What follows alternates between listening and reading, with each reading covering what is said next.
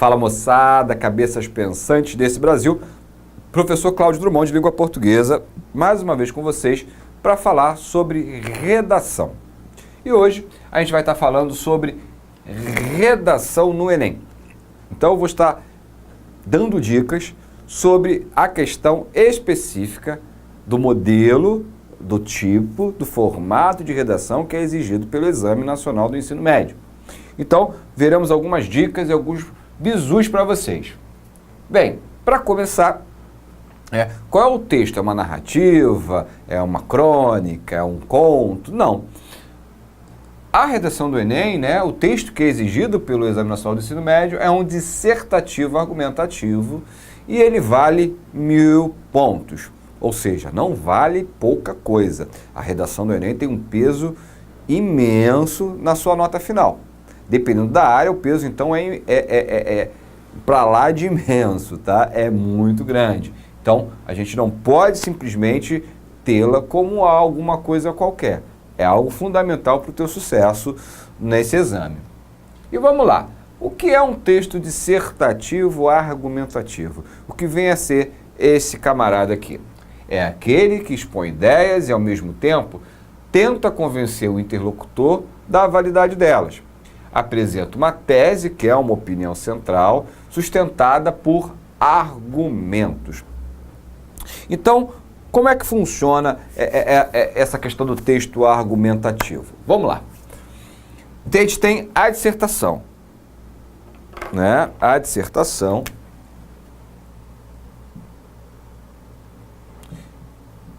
que é aquela redação, aquele texto em que você vai colocar a sua opinião, o seu ponto de vista sobre um tema que é solicitado, pela professor, pela banca concurseira, enfim. E a gente tem o dissertativo argumentativo, que tem uma diferença de um texto dissertativo simples. Eu também não vou colocar opinião, não vou colocar ponto de vista, igual a dissertação. Perfeito, você vai colocar opinião e ponto de vista sim. Entretanto, não poderá ser só isso. No texto argumentativo, olha aqui, você precisa o quê? Convencer o interlocutor da validade delas. O que num texto dissertativo você não precisa, o dissertativo simples. Quando eu me deparo com o dissertativo argumentativo, além de expor as minhas opiniões e minhas ideias, eu preciso validá-las para o interlocutor, que é aquele camarada que vai corrigir, no caso, o examinador da prova do Enem. Então, não é só colocar as opiniões, elas têm que ser muito bem embasadas, têm que ser muito bem coesas, fechadinhas, coerentes, para que o meu interlocutor, por isso que a gente fala, tentar convencê-lo, não é que o interlocutor vai mudar de opinião por conta da sua redação. Se for, show de bola. É espetacular, mas não é essa a ideia, não é convencer ninguém, mas que tem um argumento que realmente, nossa, isso aqui me convenceria, muito embasado, muito bem construído. Então o texto dissertativo argumentativo ele tem esse desafio a mais que um texto simplesmente dissertativo não teria, que é só colocar a opinião e o ponto de vista, certo? Seguindo. Bem, qual é o objetivo? A dissertação é um texto que analisa, interpreta, explica e avalia dados da realidade. Então, olha só, a gente tem esses 4 pontos que fazem parte do objetivo da dissertação. Ela vai analisar, vai interpretar, vai também explicar e no final ela avalia tudo isso, todos esses itens através de estudos da realidade, de dados da realidade. Então, a gente tem dentro de uma composição de ideia, etapas também que são objetivas. Se eu burlar alguma dessas etapas, provavelmente o meu texto ele não vai ter um resultado final bacana, um resultado final que é aquele desejado, tanto por você quanto para aquele que vai examinar. Eu costumo dizer que todos vocês, meus amigos e amigas, têm 1000 na redação. Né? Você não parte do 0 para chegar a 1000. Você vai do 1000 e vai, eventualmente, sendo descontados de alguns tópicos, né? Nós temos 5, a gente vai falar sobre isso, 5 competências a serem observadas, e essas 5 competências, né, cada uma vale 200 pontos, aí você vai ser descontado, 200, não, mas aí a gente vai ver isso detalhadamente, não, é 160, então você já cai para 960, e assim você pode cair no não, o desejo que você consiga é manter os 1000 pontos. Então, essa questão de analisar, interpretar, explicar e avaliar, ela é fundamental para uma construção bacana do seu texto. Esse gênero textual requer reflexão, pois as opiniões sobre os fatos e postura crítica em relação ao que se discute têm grande importância. Então, não dá simplesmente para sair escrevendo. O tema é X e vou sair escrevendo aleatoriamente. Não vai funcionar. Você precisa ter uma reflexão. Qual o impacto dessas questões aqui que estão sendo levantadas, né? Quais os impactos na sociedade? O Enem quer isso. O Enem quer uma análise, uma avaliação, uma interpretação, tá? Sobre uma reflexão, obviamente, né? Você vai fazer isso através de uma reflexão sobre esse tema. Ele quer isso de você. Então, não é sair escrevendo qualquer coisa, de qualquer maneira, porque eu acho. Não, precisa ter uma reflexão profunda. Aí você fala, caraca, Cláudio, isso em 1 hora, né? Com um monte de... infelizmente é. Eu sei que é complicado, eu sei que é uma tarefa para os grandes, né? A gente costuma dizer que divide os homens e mulheres das crianças, né? Isso é verdade. Então é a hora de você realmente mostrar para que você veio. O Enem é para isso. Objetividade, né? A gente falou de objetivo e agora a objetividade. É um fator importante, pois dá ao texto um valor universal. Por isso, geralmente, o enunciador não aparece, porque o mais importante é o assunto em questão e não quem fala dele. Então, um dos primeiros tópicos que a gente fala quando vai produzir um texto dissertativo, seja ele argumentativo ou não, tá? É que ele não pode ser o quê? Em primeira pessoa. Ou seja, a sua opinião, ela precisa ter um valor universal. O seu eu, meu, minha, isso tem que ficar de lado. Eu sei que às vezes parece contraditório, né? Mas é a tua opinião, não é minha opinião, não é meu ponto de vista, e eu não posso externar em primeira pessoa, estranho isso, mas o mais importante é o assunto e não quem fala dele. Então você tem um tema, você tem lá os seus tópicos que você irá abordar, mas o assunto que você está colocando é o que é importante, não é o você, o indivíduo que está escrevendo, tá? Então, isso chama-se objetividade. Então, a gente já sabe que um texto não pode ser em primeira pessoa do singular de forma nenhuma. Nem seu respeito, nada, os verbos conjugados em primeira pessoa, o eu, o meu, que são os pronomes também relativos, possessivos relativos à primeira pessoa, não podem de forma alguma. Continuando com objetividade, a ausência do emissor, né, retomando aquela linha de raciocínio, é importante para que a ideia defendida torne algo partilhado entre muitas pessoas, sendo admitido o emprego da primeira pessoa do plural, nós, pois esse não descaracteriza o discurso dissertativo. Ora, como eu falei anteriormente, primeira pessoa do singular, o eu.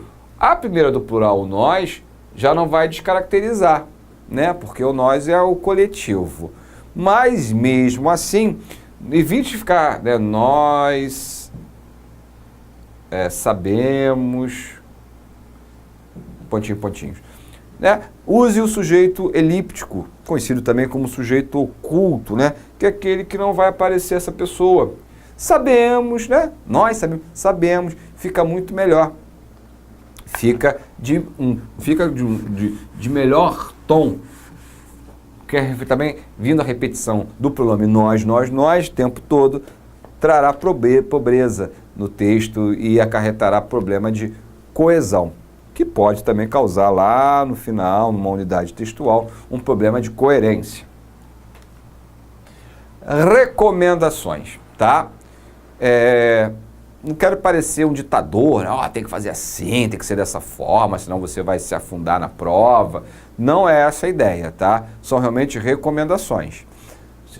São tópicos que seria interessante, né? São tópicos que deveriam ser observados para aqueles que querem realmente ter uma nota de excelência, tá? Então, vou dar essas recomendações para que sirvam para isso, para que a gente mantenha o quê? Aquele 1000, aquela pontuação inicial que todos vocês têm. Usar a norma culta da língua portuguesa. Em um outro bloco eu falei sobre essa questão de língua, da língua padrão e da língua não padrão, né? A língua culta, não culta, coloquial, que é desprendida do dia a dia. Então, o texto é formal, precisa ser a língua culta da língua portuguesa, no seu rigor, com todas as regras gramaticais, com todas as implicações que isso exige, tá? Infelizmente, não temos como fugir disso. Leia o tema com atenção. Para que o texto tenha êxito, para que o seu texto realmente seja o texto, é fundamental, né, de suma importância, que o texto esteja bem entendido. Se você não entender o texto, né, tudo vai por água abaixo. Então a gente tem um tema, a gente não entendeu o texto, perdão. Se a gente não entender o tema solicitado para a produção do texto, vai causar problemas na hora de produzir. O Enem traz o tema de forma explícita, o que é uma coisa boa, né? Não é aquela coisa, alguns concursos e alguns vestibulares trazem os textos e você tem que ir lá entender qual é o tema daquele texto para poder trazer e produzir a sua redação. No caso do Enem, não, ele traz explícito. O tema é esse, o que facilita. O tema é esse e aí, a partir desse tema, tem alguns textos chamados motivacionais. Então, leio lá o tema, bacana, leio os textos motivacionais para que eu tenha um entendimento, começo a puxar, se eu tenho uma leitura maneira, começo a puxar alguns elementos que estão aí, que eu vim absorvendo ao decorrer da minha trajetória, e aí com o entendimento do tema, vou seguir lá meu caminho, com certeza, com êxito. O Enem espera dos candidatos textos em sentido denotativo, com poucas palavras, mais coerentes, concisas e objetivas. Então, o texto tem que ser nada gigante, cheio de palavras, né? Não. As palavras têm que ser objetivas, tem que dizer aquilo que se propõe, o sentido é denotativo, né? Ou seja, não pode ser conotativo. O texto denotativo, ele é objetivo, o texto conotativo é subjetivo, cheio de figuras de linguagem, né, extremamente usado em poesia, por exemplo. Então, esquece o conotativo, a gente quer o denotativo, que traz esse sentido objetivo das palavras. Então, não vamos usar uma linguagem subjetiva no texto, ela tem que ser objetiva, tem que ser clara, concisa, resumidinha e realmente buscando um não exagero de uso das palavras para que esse texto não perca essa objetividade, que é o que realmente interessa na redação do Enem. Controle bem o seu tempo. A gente tem 1 hora para trabalhar essa redação, então é importante que você fique atento, né, para que você não acabe usando muito tempo para fazer redação. Poxa, mas não é importante, Cláudio? Você tem ainda, meu amigo, minha amiga, 90 questões objetivas para fazer, de matemática e de português, com cada texto gigante. Então, assim, a gente tem que trazer um equilíbrio. Então, tentar fazer aí, nesse prazo de 1 hora, essa redação, para que não comprometa também ou melhor, também não, para que não comprometa as questões objetivas.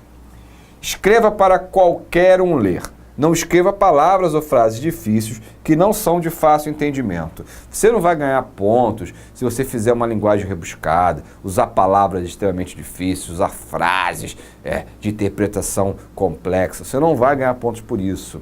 Muito pelo contrário, o texto, o examinador vai prezar muito pela sua objetividade, pela facilidade de entendimento do texto. Se você quiser usar expressões e frases assim, até o examinador, nossa, está complicado de entender aqui a ideia que esse indivíduo está querendo me passar. Então, vá pela simplicidade, o texto tem que ser simples, o texto precisa ser, de novo, objetivo. Então, faça para qualquer um ler. Não pensa, o cara que está lá, é professor de português, redação, top de linha.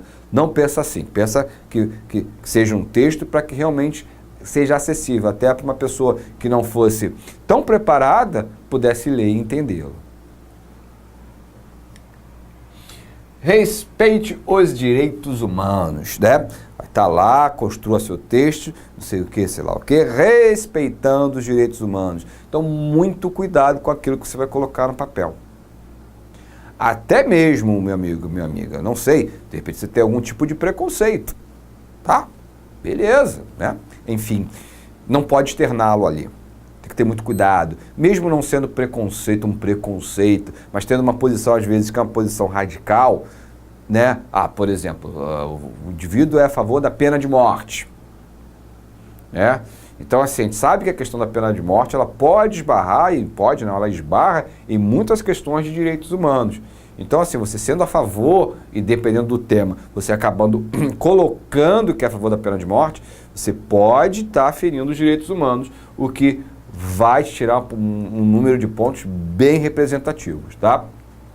Respeite o número de linhas, ou seja, o mínimo lá, né? A gente tem que respeitar esse mínimo é quase impossível fazer uma redação com mínimo de 7 linhas, que é o exigido pelo Enem, e de 30 linhas, que é o máximo, né? Então, se você fizer uma redação de 25 linhas, 28 linhas, tá bacana a beça. Então, vamos ter cuidado para não ultrapassar esse número de linhas, né? Não faça menos do que exigido e não faça e nem ultrapasse o máximo de linhas da folha da redação. Repetir muitas vezes a mesma palavra empobrece o texto. Lance mão de sinônimos e expressões que representem a ideia em questão. Então, assim, a gente fica repetindo muito a palavra, vai empobrecer, vai acarretar o erro que nós veremos em módulo bem específico, que é a questão da coerência, da coesão, e que pode acarretar um problema também de coerência. Então, a gente precisa ficar muito atento ainda. Então, lançar mão dos sinônimos, né? Buscar os sinônimos da palavra é um caminho bacana. Então, isso a gente conquista através da leitura e conquista através dos exercícios com o dicionário do lado, que aí eu verei quais são os sinônimos de determinada palavra, determinada expressão, o significado dela, e aí vão enriquecer o meu texto. Repetir ideias mudando apenas as palavras resulta em redundância. Então, a tua ideia lá no parágrafo tal é em defesa de alguma coisa. E aí no outro parágrafo a seguir, você está fazendo a mesma defesa, só que você mudou as palavras. Não vai adiantar nada, o examinador não é bobo. Ele verá que é a mesma coisa, e isso vai acarretar, vai trazer redundância, o que obviamente é mal visto, e você perderá pontos preciosos na sua redação. Período adequado, né? Qual seria o período adequado, né? Vamos entender o que é o período, né? O período seria, a gente tem um período simples, que é composto de uma oração ou uma frase, né?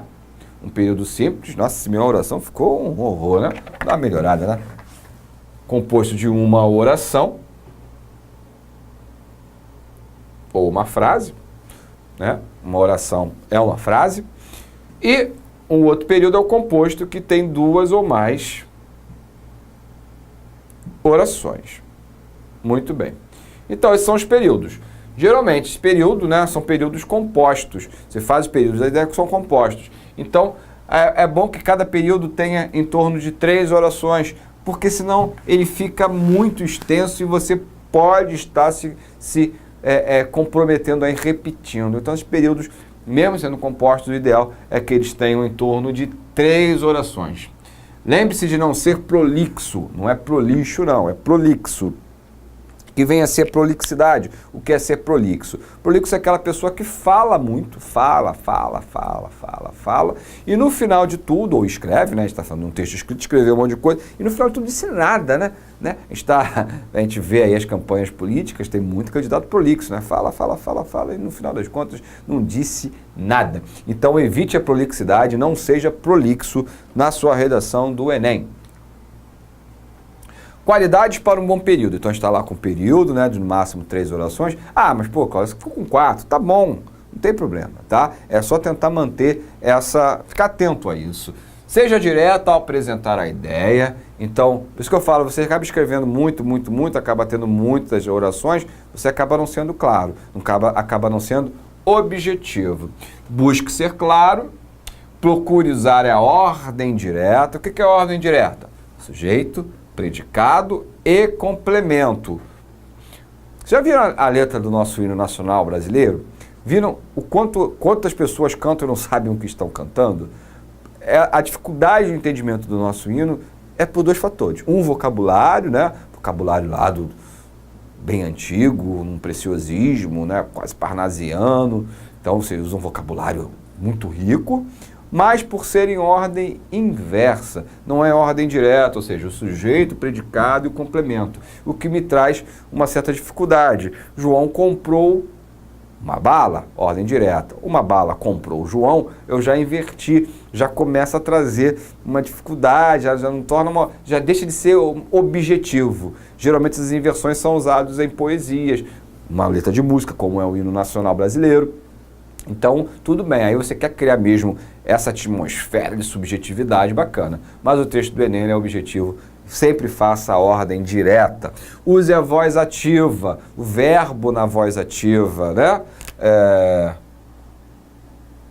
O homem, deixa eu fazer tela branca, que aí vai facilitar, senão vai ficar muito espremidinho. Essa questão da voz, não vou dar aula de voz ativa e voz passiva, a gente tem em língua portuguesa um módulo sobre verbo, então lá eu falo de voz ativa, voz passiva, voz reflexiva, dá uma olhadinha lá se você quiser se inteirar mais sobre esse assunto. Mas aqui só para a gente ilustrar, o homem explodiu